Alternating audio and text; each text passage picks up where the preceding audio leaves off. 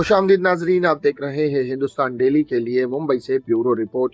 नाजरीन, लोकसभा चुनाव के बाद संजय राउत उद्धव ठाकरे का साथ छोड़ देंगे क्योंकि वे छुप छुप कर कई लोगों से मिल रहे हैं। संजय राउत सिर्फ शरद पवार के वफादार हैं, वे पार्टी के प्रति वफादार नहीं है। राउत के कारण ही शिवसेना खत्म हो जाएगी। मंगलवार को नरीमन पॉइंट में स्थित बीजेपी कार्यालय में केंद्रीय मंत्री नारायण राणे ने चुनावी भविष्यवाणी की। इंडियन अलायंस की दिल्ली रैली में विपक्ष ने प्रधानमंत्री नरेंद्र मोदी पर हमला बोला था। राणे ने कहा कि संजय राउत पार्टी के प्रति नहीं बल्कि शरद पवार के प्रति वफादार हैं। राउत देर सबेर उद्धव ठाकरे को धोखा देने वाले हैं।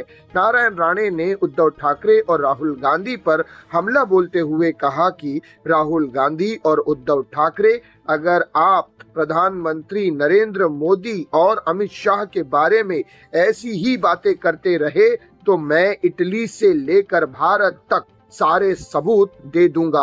अभी तुम्हें सुरक्षा प्राप्त है, इसीलिए दिल्ली पहुंच रहे हैं, लेकिन एक बार सुरक्षा हट गई तो आप मातोश्री से भी बाहर नहीं निकल पाओगे। केंद्रीय मंत्री नारायण राणे के बयान पर कांग्रेस ने पलटवार करते हुए कहा कि राहुल गांधी पर आरोप लगाने वालों को चुनाव में जनता जवाब देगी।